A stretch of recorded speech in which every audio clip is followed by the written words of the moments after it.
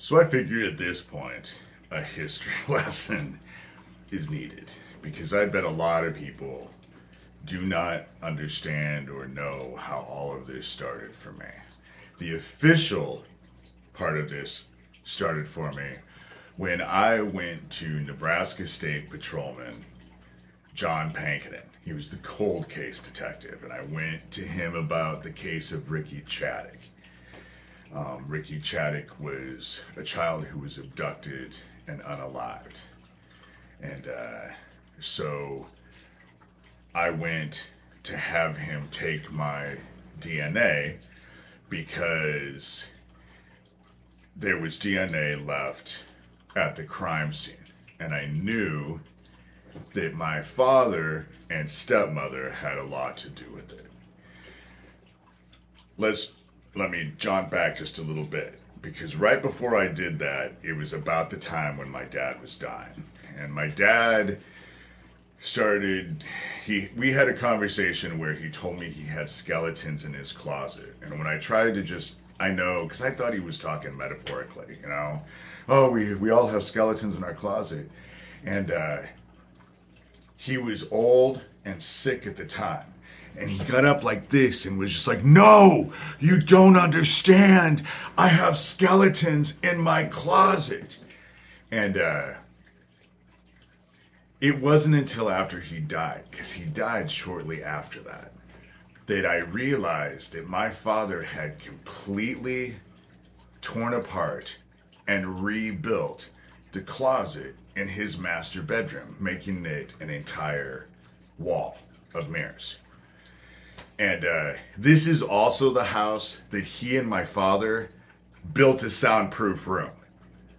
They built a soundproof room. They said it was because my half brother was in a band, and he is, but there were more reasons for that soundproof room. So after that happened, when I went to John Panken to get him, it was a big hassle. The dude didn't want to take my DNA. And he said that he had to prepare stuff. And so I went home thinking, okay, I'll go back and then he'll end up, taking my DNA, which he did because I forced him to do it. But while all of this is happening, all of a sudden, Nebraska State Patrolman cold case John Panken's sister ingratiated herself and her friend into mine and my sister Kathy's lives. And I was so naive at the time. I thought, oh, he wants to get more information. Oh yeah, he wanted to get more information, all right. Later on, it was just about a year or so ago, I was listening to an interview with Alicia Owens. She was being interviewed by Nick Bryant, who, in my estimation, is a complete tool. I don't trust him at all. I actually made him cry on the phone one time. But she said, I did not realize that the policeman that was the one who helped shut everything down there was none other than John Panken. And Ricky Chaddock, there were more. John Panken was trying to pin Ricky Chaddock's murder on Owen Wingert's brother, Neil. Owen Wingert wasn't just my best friend. He was my sister Kathy's other half for 20 years. He was a family member for 20 years. And so that's part of the history with all of this. Another connection to Ricky Chaddock and our family is that Ricky Chaddock's family vacationed at Silver Lake, Minnesota. And we had a place in Silver Lake, Minnesota. This is the trailer that we had in Minnesota. It was painted by a famous artist. I don't know if you can... Some local artist in town that was famous. But this was the place we had at Silver Lake, Minnesota. Silver Lake, Minnesota, I can't tell you how many times that there would be kids there that I didn't know, and we'd all go to sleep, and when I woke up in the morning, they were all gone. And I always got, oh, well, their parents came and got them in the middle of the night. The child trafficking stuff was going on heavily. That's where the children were being exchanged. Silver Lake, Minnesota. And Ricky Chaddock's family vacationed at Silver Lake, as well as my father and stepmother. And so, and this was all going on while we were in Fremont.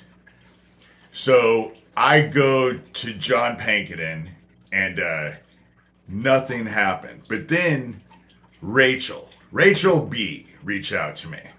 And suddenly I was whisked to a website called franklinfiles.net. And it was all things Johnny Gosch. And so I went on there, and I was explaining everything I knew about Franklin. And all of them were, they were my best friends, until they turned on me. And they all turned on me. Noreen Gosch, I don't believe in the least. She knows who those brothers are. The Aquasino brothers were involved with her son's abduction. She knows about those brothers. Those brothers lived right across the street. They were friends with my older siblings. And all involved. She had the means to break open her son's abduction years ago, from what I know. And this whole, I have skeletons in my closet, I've committed crimes against children, all of that stuff my dad was saying. And of course, when he said it to me, he also, I guess, said it to Kathy. Same exact conversation. And so he was trying to come clean. And I know he was trying to come clean because Noreen Gosch herself told me that my dad had called her about her son's abduction. But he did it in the same way he did it to me, that he had skeletons in his closet and he had committed crimes. He didn't come out with any specifics, and you didn't know what the fuck he was talking about. But he called her too. And she said she didn't know that it was my dad until she started talking to me and hearing what I said, what my dad was saying, because she had gotten a phone call. That's the reason why my stepmother would take the phone off the hook when my dad was sick, so he couldn't use the phone. You know, there's a lot of stuff going on. And it has been a clusterfuck since I got involved with this. When the shit didn't go well with John Panken, I started a blog. And then I wrote a book. But I wrote a book just because when I wrote Confessions of an Antichrist, which is what Rabbit Hole was called before I got it published, it was the working title I was using. I never meant to publish that book. I only wanted to see my life in black and white because I was trying to figure out at the time if I was crazy. Because, of course, everyone was telling me I was crazy. So I wanted to see my life in black and white so I could see if what I remembered and what I knew to be true could, was crazy or not. And what I found out was not only was it possible, but the shit that was going on was probable. This is how weird this situation is. Ricky Chaddock was, when they found him, he was displayed. He was displayed. There are 4 other children that were abducted and murdered that happened, the same thing happened. They were found displayed. They're called the Oakland Four. They're in Michigan. My father, his whole family was from Michigan. The Oakland Four came out 10 years before Franklin came out. When Franklin Credit came out, it was the middle 80s. This happened about 10 years before. The reason why is because there were already becoming rumblings of Franklin, and it was about ready to bust open. So suddenly, no one was focused on Franklin anymore. They were focused on 4 ritually murdered children in Michigan. And it wasn't so hard. My dad was a pilot and owned a plane and we flew wherever we wanted, you know, at the time. And so it wouldn't have been hard. But the Oakland 4 came about 10 years before Franklin came out. Franklin still ended up coming out. And I don't want to get heavily involved with that, but that's where this has started. I went to John Panken. I forced him to take my DNA. He sent his sister. Nothing came about it. They got me into Franklin. And then all of a sudden, my life, it has been a nonstop barrage of bullshit. And that's the whole reason why, at the end, my other half told me, dude, you either choose me or you choose what you're doing. Because everyone was fucking crazy. The bad people just kept constantly coming to us. You know, that free-range humans idiot, you know, that pulled up in an RV that completely humiliated my other half. It was a fucking nightmare. This whole thing has been a nightmare. They're breaking into my house now, and my law officials know who the fuck it is, because I just sent out an email this morning naming fucking names. So Neil Gross knows, you know, it hasn't stopped, but then neither have I, and I have no intentions of stopping. But this is how all of this started to begin with me, Ricky Chaddick, and the fact that there was DNA left, the fact that he was seen being abducted by a man and a woman, you know?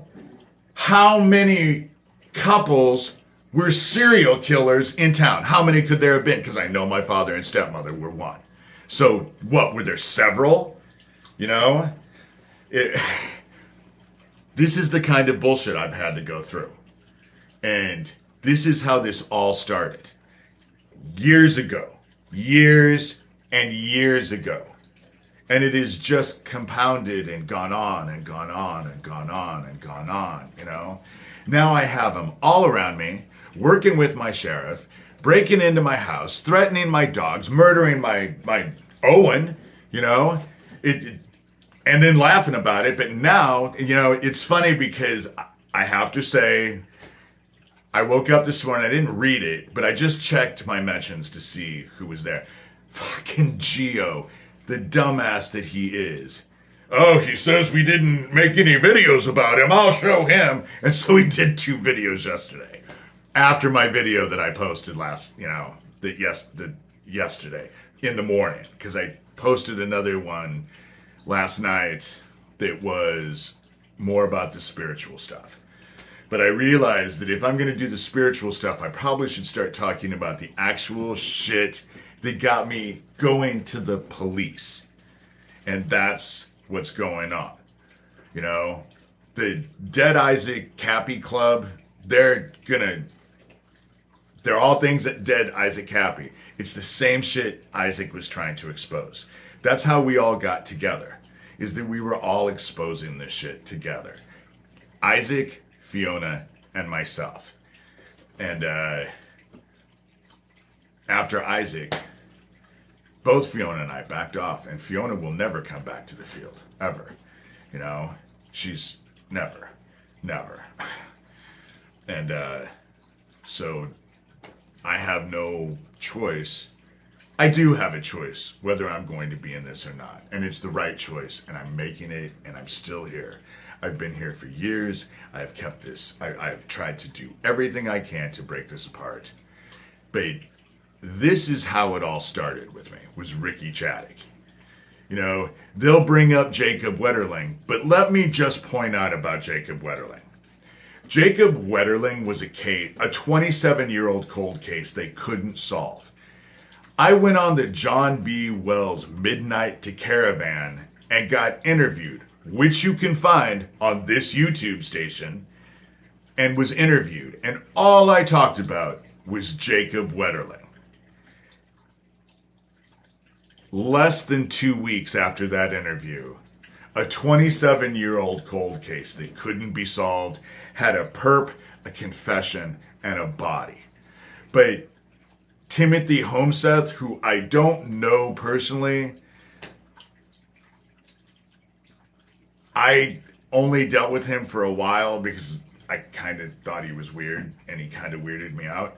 But he was the one who told me that not only was the body not Jacob's, it wasn't even fucking human. The dude was already in prison, is still in prison, and was never charged for anything. Never charged for anything. So it was like it all went away. Less than 2 weeks after that interview. I know those, if my dad had skeletons in his closet, I know they're not there. Because Doug Mesner, aka Lucian Greaves, founder of the Satanic Temple, was parading around. He wanted me to have people go tear apart the walls, but I had to be financially responsible to put them back.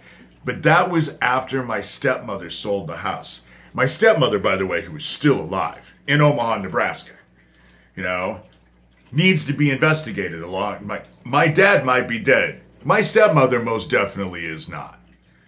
And so all of this needs to be looked at. Because what happened to the kids that found themselves at this place ended up dying horribly. They fucking matter. And when I think about it, it does piss me off. This video has kind of pissed me off.